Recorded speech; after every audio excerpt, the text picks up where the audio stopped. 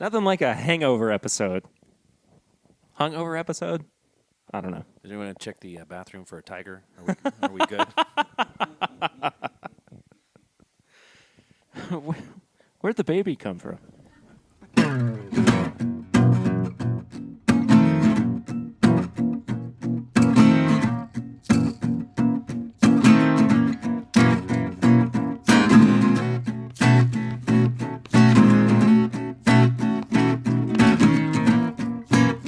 Welcome back, everybody, to another episode of This My Bourbon Podcast. I am your hungover host, Barry. Oh, we're recording the day after Southern Whiskey Society, which, mind you, was a great time. But today I'm feeling it. But I'm joined by some really awesome people. I got Jason and Natalie and Corey. Lucy's sitting next to me, but she's mic-less.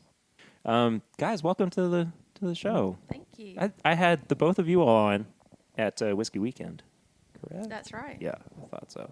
Yeah. Corey's new to the show, though. Yeah. Apparently, he has a radio voice. Well, I've been told you're already in on the secret. You know that I'm not tall. I'm also not as cool. So you're kind of doing this backwards. You're supposed to hear it first and then go, "Oh man, I thought you'd be taller." So Taller and cooler, apparently. Yeah. But yeah. So we normally start the show out with a segment called Flying Blind, but we're not drinking anything on this episode. I'm gonna go ahead and say that. So we'll move on to what we've been drinking recently, and I think that we have a few things that we've been drinking recently that were pretty special.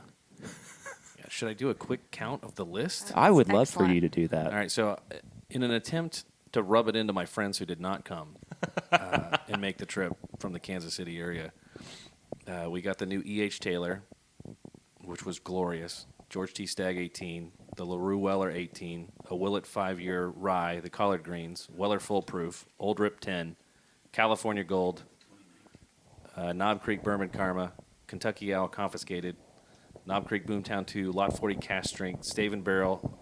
In the parking lot, I managed to drink a 1984 Wild Turkey. I'm still not really sure how that happened.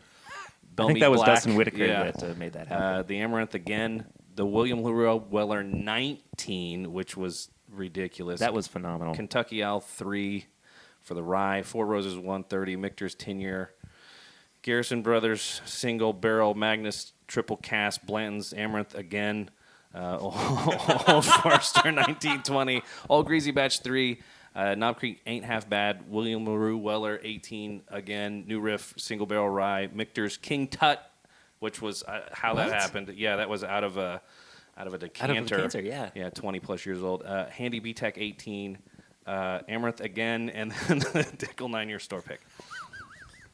I like that you literally wrote down everything that you had. I had to go back and fix a lot of the spelling this morning, but That It's makes there. sense.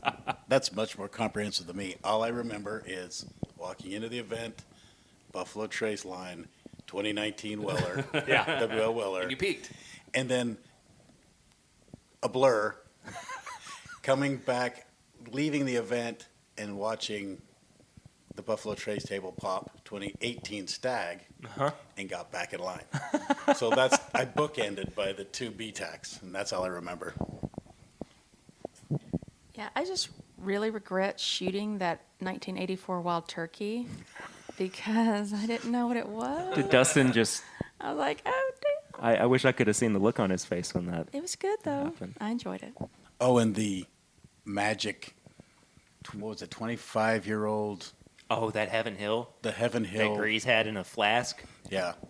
I normally don't respond when somebody grabs something out of their back pocket and says, you need to taste this. Usually it's a trick. Exactly. I thought I was going to get roofied or something, but, 25-year-old Heaven Hill, 150 proof, or what he called it, 151 or something. It was crazy.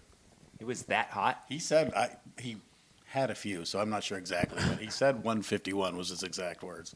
I trust Grease. Yeah, absolutely. If he pulls something out of his back pocket and says, you need to try this, I'm going to try it. 9 times out of 10. Outside of the event, though, we spent a good deal of time with Turok over at Elixir and then stopped in at Barrels and Brews as well. But let me just say, if you have heard tell of the way that Turok likes to get people drunk when they come into his store, it is no myth. It is 100% true. Guy was pulling stuff out left, right, and sideways for all of us to try, and that was at 11 o'clock in the morning. Oh yeah. And that was that there was kind of a catchphrase. Everybody I talked to, they would just say, "We went over and got Turoked." That was a Yep. thing. He should sell T-shirts that says "I've been Turoked," because that's what everybody's saying. Which means we were held captive by amazing stuff and stayed in there for an hour and a half. Well, so Elixir's kind of like being Indiana Jones on a hunt for whiskey and bourbon. Right. Because that store, there's so much stuff, but it's everywhere, and there's boxes, and there's stuff wildly out of any kind of regular order. Turok knows where everything is, but no one else seems to. So it's like, here, try this. He's like, do you have it? And he's like, yeah, it's over there. And you have to kind of search in and around and behind, and it's like going to the Children's Museum and finding the sand pit where you've got to dig out the dinosaur bones. It is wild. I was mind blown. What just kind of shows up randomly in boxes. Walks through the catacombs and comes out with Yes. a magic prize. It's Right. I love, too, that, you see something and you're like, oh, do you have any of that open? And he's like, not yet, We do. but we can. 20 seconds later, it's open and you've had it. And, I mean, we had everything from Bellmead Black to the Cornerstone Rye, the new Wild Turkey Master's Keep, a freaking amazing Elijah Craig pick that they had, their very first Russell's Reserve pick, which was amazing. But it just, the list went on, and I couldn't even begin to remember everything that was there. He's does a fantastic job of floating your wallet to the top, I think is what happens. I got out of there mostly scot-free. So I almost did. I didn't drink much because I was the driver. So Nat got Turoked. And then all I remember, I'm standing outside the edge there because it's fairly narrow and I block things. So all I remember is Nat coming over and just handing me a bottle of Dovetail and said, "Buy this. I'll be in the car getting air conditioning." it was hot in there. Smart lady. It was toasty in that store. But that's kind of what we've been drinking. Last night was a whole heck of a lot of fun. I figured we'd take some time to kind of talk about why it's an important thing for us to have events like this and why we enjoy things like this so much. And I think the big one for me, at the very least, is just knowing the relationships that are built at events like Southern Whiskey Society, and the fact that they somehow magically seem to be maintained even after Absolutely. the 4 or 5 hours that we spend together. I mean, so a prime example of that in my case is Dustin Whitaker, great friend of the show, great friend in general of ours. Met him last year for the first time. And Misty. Sorry, Misty. They have now, every month since December, been to our house. We've seen them every month since December. That's so cool. Which is, it's amazing. And I mean, without something like Southern Whiskey Society as a vehicle for us to develop those relationships, it may have found a way, but I don't think that it would have been as tangible as it is now. And I mean, heck, we didn't know each other before Whiskey Weekend. That's right. You know, and here we are sitting in your temporary home, your Airbnb. But what is it for you guys that makes you want to keep coming back and doing things like Southern Whiskey Society? I think you nailed it on the head. I actually kind of made a joke last night. If this was an event and they were just serving peanut butter and jelly sandwiches, I would still come to hang out with the people that I've met. Because, like I said, I remember the 2 pours. I don't remember much of what I was. Thank you, Natalie. I don't remember much of what I was drinking, but I remember all the events. I remember watching Dixon Dedman spot Natalie in a crowd. It's like, I remember you. Cut through the crowd just to give Natalie a hug. He pointed at you, I think. Pointed, yeah. He says, "I know you," and just ran to her. And and Matt and everybody from Whiskey Weekend and Corey. Like I said, Corey's got a great story about even getting here. We blackmailed him on the Google Meetup, and Oh yeah. yeah, and he was on, and we basically talked him, and he bought the tickets in the meetup. Right. And I said, I volunteered the Airbnb. He said, you got a place to stay? You got your tickets? It was done in yeah. $700 later, here I am. Yeah. And it was great, same thing. And it's like he's right in that fraternity. Yeah. He's in that group where. So it's interesting. So we run a whiskey group back home, the Wamego Whiskey Syndicate, and it's the bourbonbrothers.com, and we started running our events here in the Midwest, which is a little bit different because, I mean, it's not the home to whiskey. Kansas is, we make all kinds of wheat. We can throw a bunch of wheat in that bourbon. But it's just not really what it's known for. But it's a building culture there that exists here, but it's based upon the same thing. And Natalie and I were talking about it before. There's two kinds of whiskey guys, right, or girls. The ones that are like, hey, my friends are over. Here's my best stuff, and let's share it and have this cool time. And then there's people like, I have all this cool stuff. You should be impressed by it. We don't drink it. We just look at it. Exactly. It's a trophy. Right. And the whole group seems to be focused kind of on the opposite. Like the guys from Buffalo Trace are showing up with, hey, this isn't even released yet. You want to try it? Great. Have it. Dixon's got Al Batch 3 Rye. Doesn't exist yet. You want to try it? Let's have it. You know, and there's always someone like sneaking you something with kind of a wink and a nod to make sure that your time was right. And that started Friday and continued all the way up until around 2 a.m. last night. Yeah, and that's why this is the low energy hungover episode. Yeah. Natalie, what about you?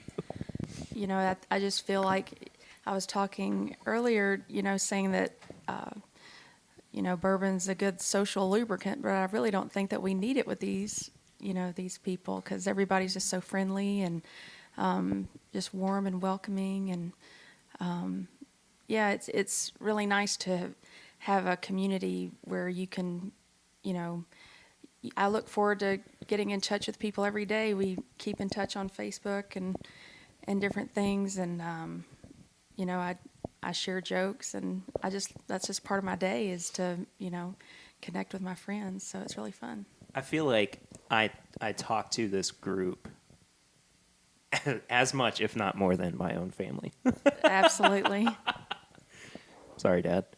One of the cool things about it too is that it seems like it's just not limited to those 4 or 5 hours, and that we very literally didn't want the party to stop.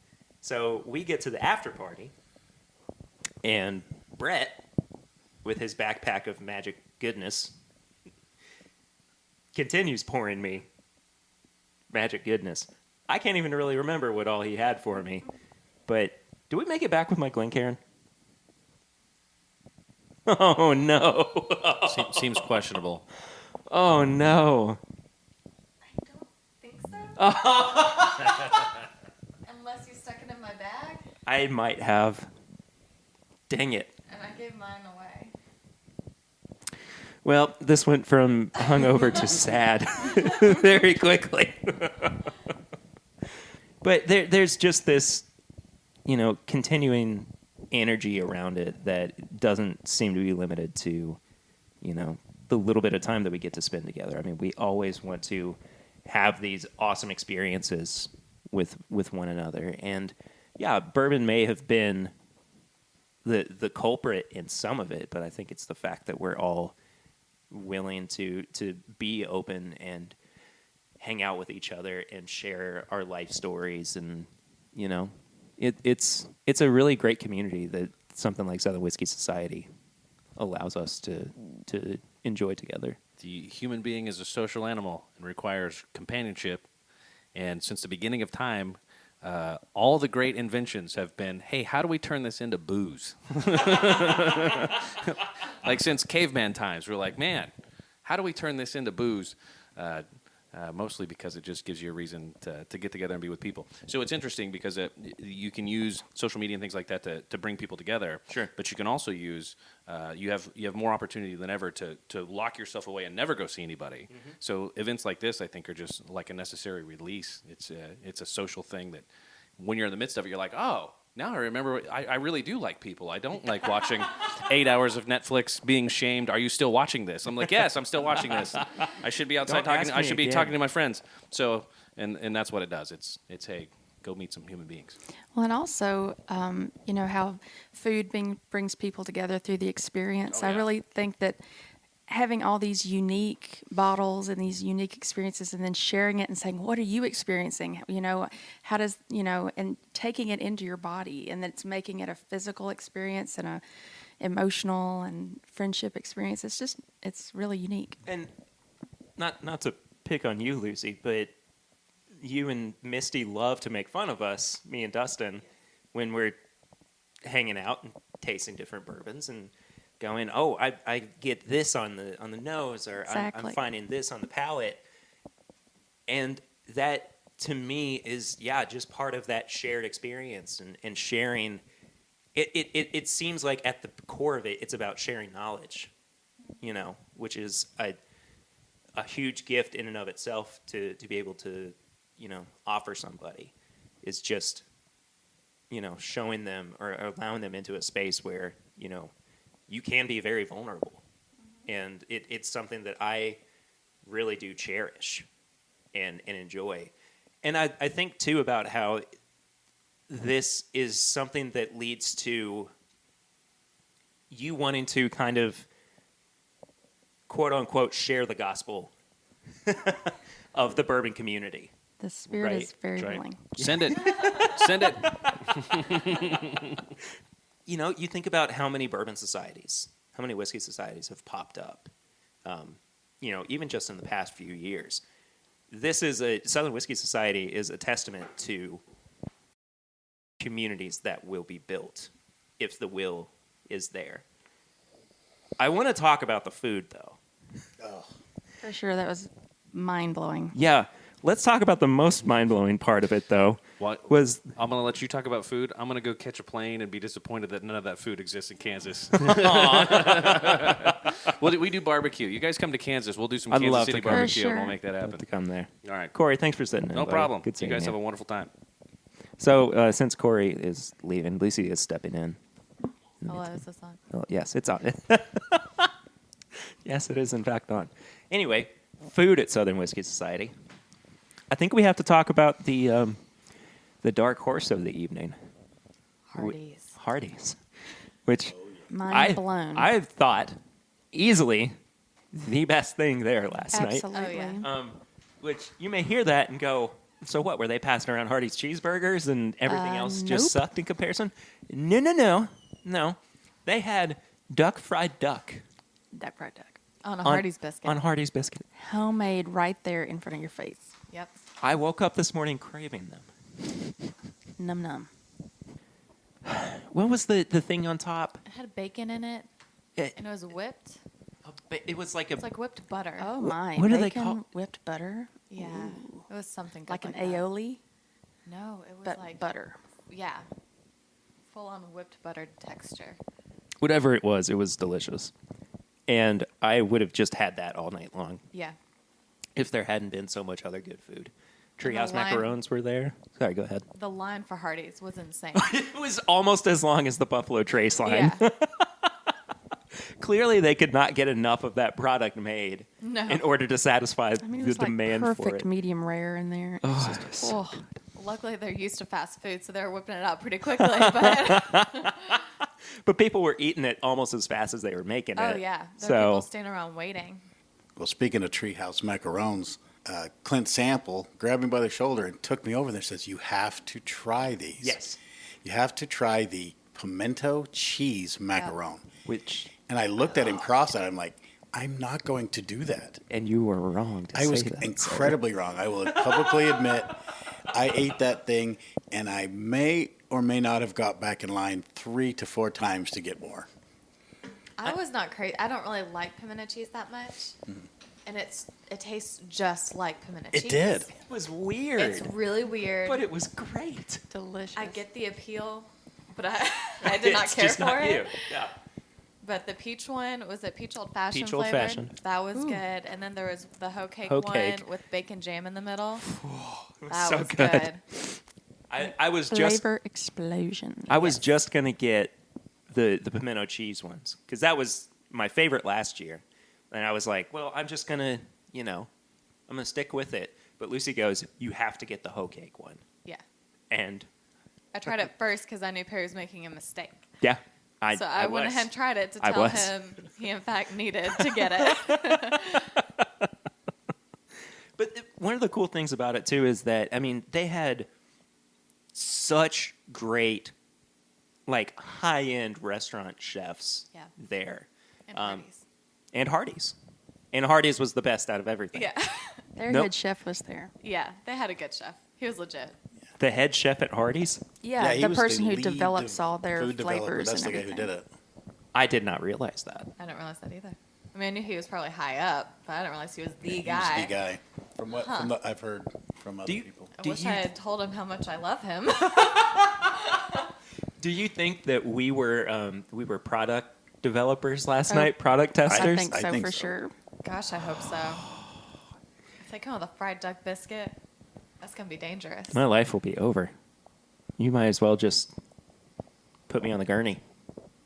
Roll me Feed it into to the you. hospital. Yeah. The Nashville Duck Burger. And that will make me sad because we have no Hardee's in Utah. What? Do you have Carl's Jr.? We do We have do. Carl's Jr. It's the same thing. Yeah, Oh, okay. we do. Well, we have those. I get sausage, biscuit, and gravy all the time. I like their fried chicken biscuit. It's a Their good loaded chunk omelet of biscuit's pretty amazing. Shrimp and grits. Oh, shrimp and grits from good Husk. grits. Yeah. Lucio doesn't like That shrimp. was like everybody's favorite. Yeah. That was walking around. I see the way I was describing it to Lucy. It was like Hardee's was first, shrimp and grits were a far second, a distant second, even though they were still great. But that Hardee's biscuit, man, But I'm gonna be when dreaming we about talk it. about rating, it's kind of it's appropriate to be on a bourbon show because it's not like anything was bad. It's like rating bourbons. All four are amazing. They're all in the same, but I wouldn't even say better, just different. I mean, there was and like me, I fell in love with the smoked deviled eggs. oh, those were so good. I was like hanging out, like creeping around the corner like a raccoon, just pulling them off when nobody was looking. And Did you ever make it over to the oysters? I did. she did. Oh, She had they mine. were I'm not a so fan. happy. So. I'm not a fan either. It's a texture thing. Oh man, Yeah, I would have same. just sat Yeah. there and ate the whole thing. I thought about it. I I only thought had. about it. I think I had 4. I think so. I had 2 or 3 as well. the Murder Bay oysters. They were good. I like the pork belly. Oh, That was- pork belly that's was the first thing I had. delicious. Who did that? They're from Louisville. Main Street Grocery, something like that. And even the table from Seattle, the chef from Seattle that did the Jamaican jerk sausage. Oh, That- that was good. That was Wow, that It was amazing. spicy. yeah, and it had the rice good. with the okra and everything in it. Oh, it was good. Yeah. Well, now that I'm properly hungry again, Peach ice cream. cream. Yes, we're on the same page there. I didn't get to It Absolutely. try. was so good. It Oh, had did I- candied You had a bite ginger of in it. it. Yeah. It was delicious, was- and I a little love candied little ginger. piece of shortbread with it. Oh, Like a crunchy sugar top. It was so good. I went back for, I think, thirds on that. I'm gonna have one of these cookies that are sitting in front of me. yes. Oh, Thank that's you, the other Ian thing, too. Campbell, for Yeah, thank bringing you, the Ian. Canadian goodies. This is in the shape of a Canadian maple leaf. Yeah. He drove all the way from Canada to the event. He stayed at our Airbnb here, and he unloaded all of the goodies from Canada. He brought butter tarts and Coffee crisp, and, Cheese. Chips and- dressed Lay's. maple cheddar that was amazing. And Ketchup chips. oh, I love ketchup chips. that are just good. That's a no for me, Bob. I don't even like potato chips, but I love ketchup chips now. A lot of good food and drink. Well, and Yeah. then they Yeah. had the Eli Mason old fashions Mm-hmm. all night long. You love me some Eli Mason old fashions. funny story about that. Nat was genuinely disappointed because she saw all the staff was running around with frozen old fashions slushies. And saw she's that. I like, didn't "Where know do where I they came find those?" from. We actually asked the bartender up on the stage. She said they're only for the help, That's for the stupid. backstage people. The staff, honey. The staff. Excuse me. The man I behind don't the curtain. I don't have a staff. I don't know how it works. Anyway. So yeah, the staff. Anyway, and she's like, "You have some cash in your wallet. Go bribe one of these staff to get me a frozen old fashioned." Did you? No. I did enjoy the cheer wine. I'd never had that before. Love cheer wine. So good. So much better than cherry Coke. Yeah. I want to talk to, I mean, you brought them up, so we have to talk about the fact that there are people who are coming from all over the place to come and attend this event, Including you all. including you all, Salt all Lake the way City. from Utah. All right. Ian Campbell, again, from Canada. Travis came in from Texas. It's just crazy that, I mean, we're only 3.5 hours away from Franklin. That is like nothing for us. So I can't imagine what it's like for you guys to come. That's only 3.5 hours for us too. It's just Well, on yeah, it's a plane. flight, but never mind. But there's just that dedication to what I'll affectionately call the cause, or the love for all this. I just think it's awesome that you guys are willing to come this far and share and make these memories with everybody who's, there for the same reason. And we were excited. I mean, it might sound cliche, but we treated this as a family reunion. The people that we met for We did Whiskey too. Weekend, and we were just excited. It was a given. We were just going to go. Overall, though, I think that this was just a fantastic event. I am going to go on record and say that I'm proud of myself for being a little bit more temperate this year. A little. A lot. Than I was last year.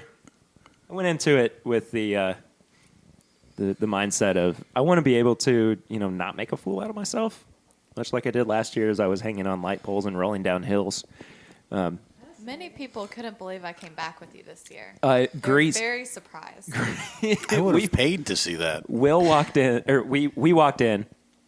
Grease saw us, and he was like, "Lucy, I cannot believe." I think Will said the exact same thing. He probably did. Yeah. They both had the same conversation with me. Yeah, well, and they continued to call you a saint, Yeah. which you are.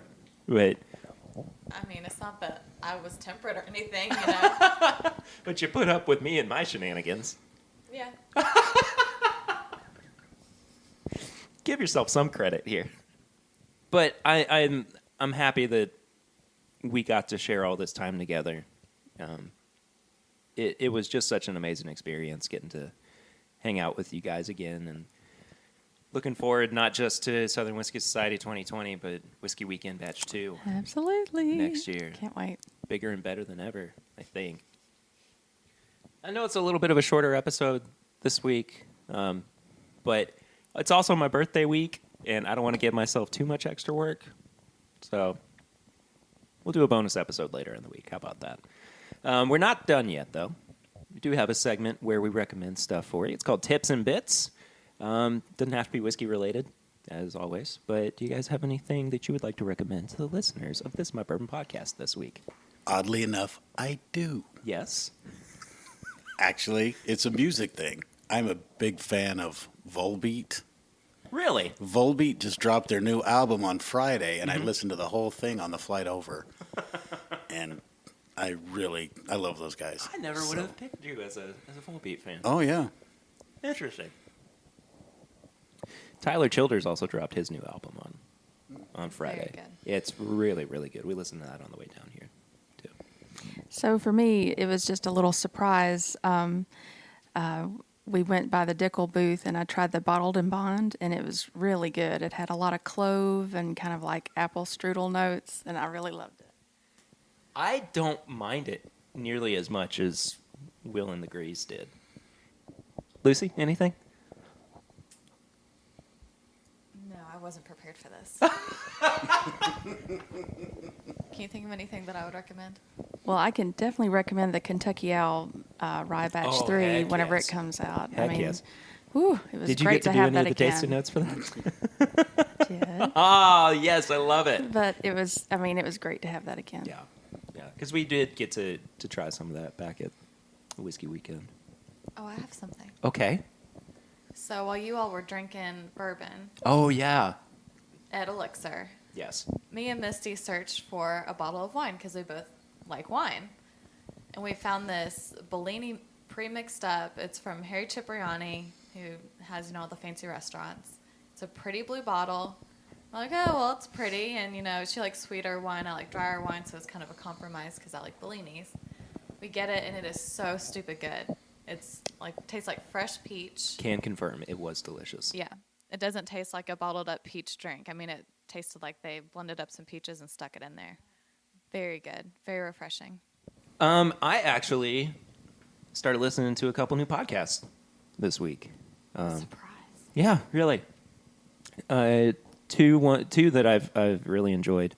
The first one's called Film and Whiskey. The two guys, Bob and Brad, they review a movie and also a bottle of whiskey. They just got done with their Summer of Bourbon series too, which was really cool. And then a great show that is so far only on Spotify. It hasn't made it over to iTunes yet. It's called Bourbon and Blondes. Yes. It's two ladies, Abby and Elena, but they're just talking about what it's like to be female bourbon drinkers in 2019 and the empowerment behind it and everything. It's really a good listen, and I've enjoyed it a whole lot. I binged a couple episodes on the way to Bardstown Bourbon Company last week. So, yeah, you definitely should. Definitely should. That does it for this week's episode. Thank you all so much for listening in. Really do appreciate it. Is there anywhere on social media that people can find you if they would like to? It's okay if no. Natalie's shaking her head and saying absolutely not. Lucy? I'm on Instagram, Lucy B. Ritter. I'm on Twitter, Camp123. LKemp123. Facebook, Lucy Bellamy Ritter. I think that's it. Find me wherever you find Perry on social media. Pretty much. If you would like to follow me personally, I am at PRitter1492 on all social media platforms. If you would like to follow the show, though, it is at My Bourbon Pod on Instagram, Facebook, and Twitter. Give us a 5-star rate and review on iTunes. That really does help us out, getting more people listening to the show. If you would like to check out all of our apparel and merch, you can head to bourbonshop.threadless.com. We've got free shipping going on there until, I believe, it's August 24th. If you have questions or comments, you can send them to thismybourbonshop@gmail.com. We always love hearing from listeners of the show. And then finally, you can head to patreon.com/mybourbonpodcast to become a supporter of the show for as little as $1 a month. Jason and Natalie are actually supporters of the show. So you get the chance to maybe sit down and record Well an worth episode the with- money. Hey, thanks. Absolutely. Aw. You make me cry. You get awesome things like bonus episodes every month. You get Google Hangouts with other listeners of the show. It is a really fun community if you are able to do that. Again, it's patreon.com/mybourbonpodcast. Thank you all so much for listening. This comes out on my birthday, so happy birthday, Future Perry. Happy birthday. Happy birthday. I can't believe I just wished myself happy birthday. That was lame. That was lame. I will see you next week for another fun episode. But until then, I'm Perry, and this is My Bourbon Podcast.